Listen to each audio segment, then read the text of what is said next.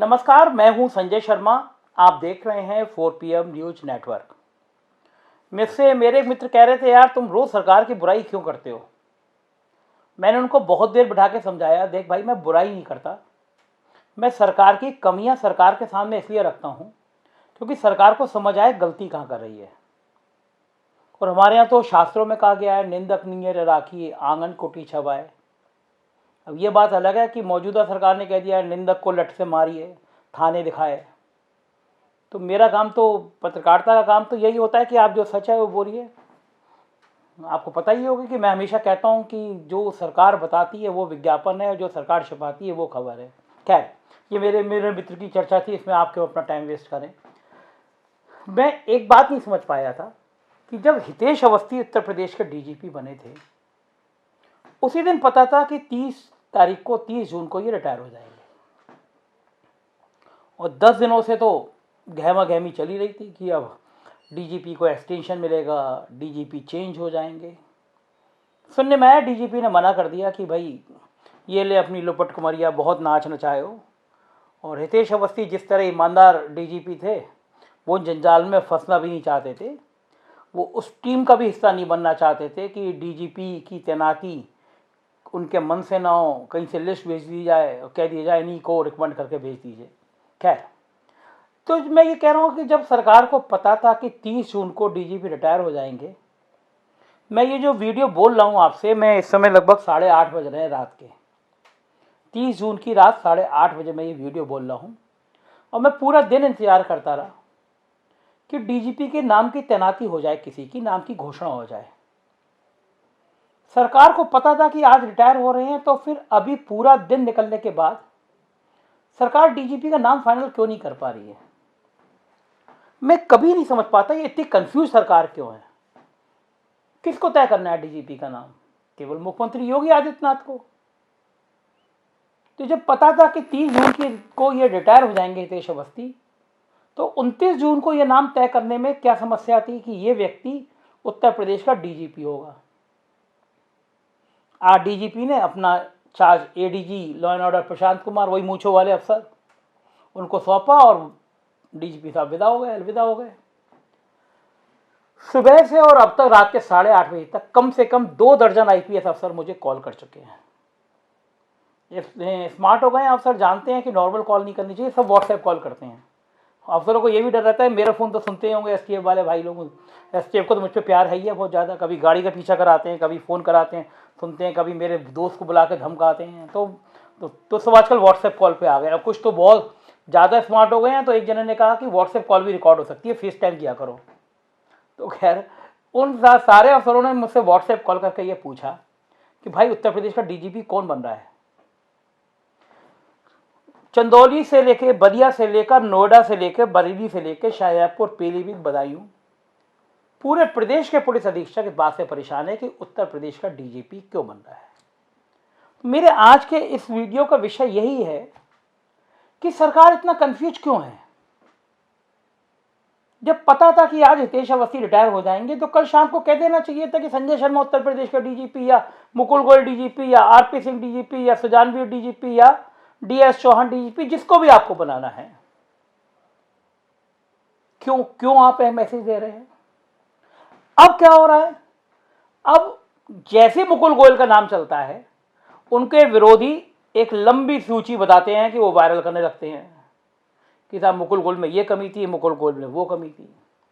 जैसे ही लगता है कि RP सिंह का नाम चल रहा है, RP सिंह की कहानियां सामने आने लगती हैं, RP सिंह में ये कमी, RP सिंह में ये कमी। तो ये मौका सरकार क्यों दे रही है। और ये बात तो सभी जानते हैं, जितने बड़े अफसर उतने कमजोर अफसर।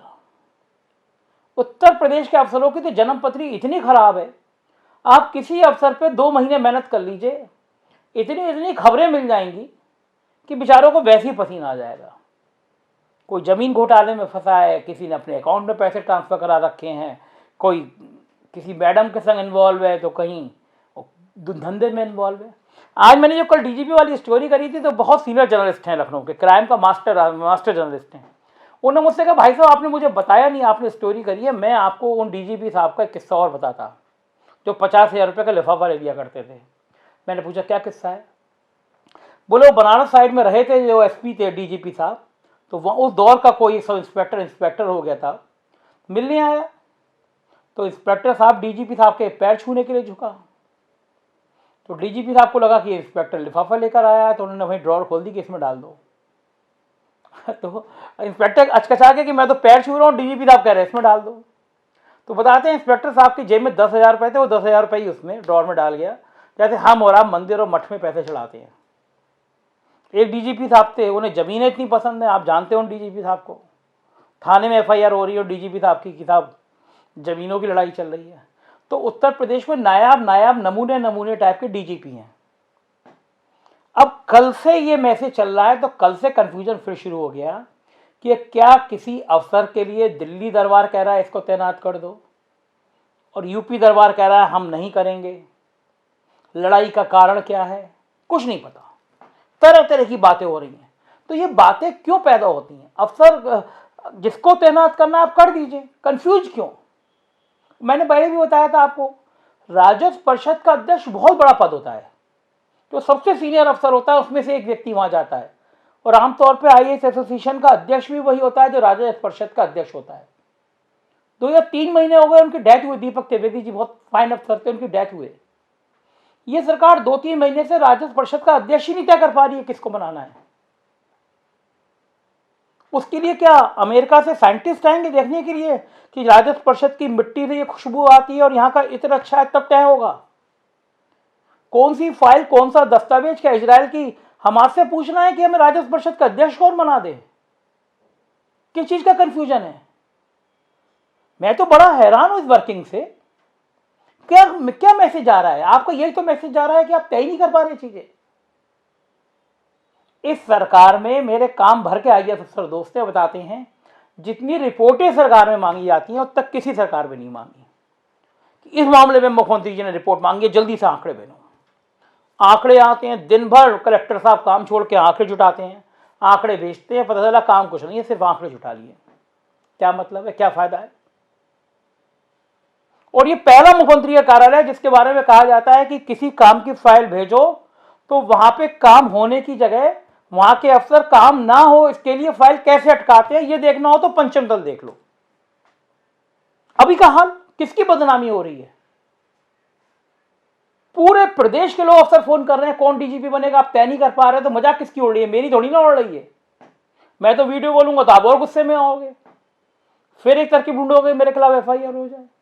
लेकिन बोलूंगा तो मैं है ही इसलिए बोलूंगा कि आपको समझ में नहीं आ रहा कि सरकार कैसे चलनी है। वो पहले भी वाक्य हुआ, पिछली सरकार में भी हुआ। एक डीजीपी साहब थे, रिटायर हो रहे थे, जब दोपहर को रिटायर हो रहे थे तो जो डीजीपी, आपको शायद में आप में से बहुत को पता नहीं होगा, एक रैतिक परेड होती है जो डीजीपी का रिटायरमेंट से पहले होती है। तो अब 1 महीने पहले से तैयारी शुरू हो जाती है। पूरे प्रदेश के बढ़िया अफसर आते हैं, आईपीएस अफसर आते हैं, परेड की तैयारी होती है, फिर रात को डिनर होता है। मोटा मोटा एक 50 लाख 60 लाख रुपए डीजीपी की फेयरवेल में खर्च हो जाता है। देख रहे हैं आप, आपके खून पसीने की कमाई है, वो डीजीपी को विदाई देने में 60-70 लाख रुपए खर्च हो जाता है। वो तो भला हो हितेश अवस्थी का कि उन्होंने मना कर दिया कि मैं ऐसी कोई फेयरवेल नहीं लूंगा जिसमें इस तरह का परेड का पैसा खर्च हो, और वो चुपचाप चले गए। लेकिन मैं उन डीजीपी साहब की बता रहा था, रिटायरमेंट हो गए, रैतिक परेड के हो गई, रात के डिनर के कार्ड बट रहे थे और शायद डिनर पार्टी चल रही थी, तब तक दिल्ली से मैसेज आया कि आपको 3 महीने का एक्सटेंशन दे दिया गया। मतलब 24 घंटे पहले अगर वो लेटर आ जाता तो उत्तर प्रदेश के 50-60 लाख रुपए बच जाते। तो ये निर्णय क्यों नहीं हो पाते? मुख्यमंत्री नहीं लेते, मुख्यमंत्री को सलाह देने वाले अफसर नहीं लेते, बड़ा रहस्य का विषय है।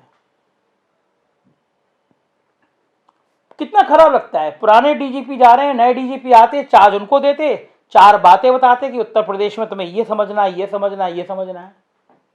अब आप कहेंगे कि भाई फोन पे भी तो बता सकते हैं, लेकिन प्रक्रिया समझिए। जब मैं डीजीपी हूं, मेरा दोस्त चार्ज लेने आया, मैं रिटायर हो रहा हूं, तो बंद कमरे में चाय पीते समय में जो बातें 10 मिनट उसको बताऊंगा, बीफ बताऊंगा कि उत्तर प्रदेश में यहां अपराध है, यहां अपहरण है, यहां हत्या है, यहां बलात्कार है, यहां दलित उत्पीड़न है, ना तो वो व्यक्ति मुझसे पूछेगा ना मैं बाद में बताऊंगा। ये एक परंपरा होती है, इस परंपरा का निर्वहन अच्छा हो। डीजीपी अपना चार्ज आने वाले डीजीपी को सौंपे तो अच्छा लगता है, और वो एडीजी लॉ एंड ऑर्डर को छोड़ कर चले गए और आज की तारीख में ADG law and order Uttar Pradesh के डीजीपी हैं। कोई निर्णय नहीं। तो मेरी सलाह फिर है सरकार को, इस तरह के अनिर्णय की स्थिति से उभरना चाहिए। बहुत खराब संदेश आता है प्रदेश में। तत्काल फैसला करिए डीजीपी कौन है। एक दूसरे की लेग पुलिंग कर रहे हैं अफसर, वो बंद हो। कम से कम प्रदेश में लॉ एंड ऑर्डर का मामला है, आज 2-3 बड़ी घटनाएं हुई हैं। ऐसी घटनाएं को संभालने के लिए पुलिस में मनोबल बढ़ाना चाहिए। तो मुझे लगता है कि जल्दी से जल्दी डीजीपी का नाम फाइनल करना चाहिए। देखते रहिए 4 PM, क्योंकि आपको यहीं ऐसी खबरें मिलेंगी जो कोई और चैनल, कोई और मीडिया संस्थान बोलने की हिम्मत नहीं करता, क्योंकि हमारी जिद सच की है और सच आप तक पहुंचाना हमारी ड्यूटी है। Thank you.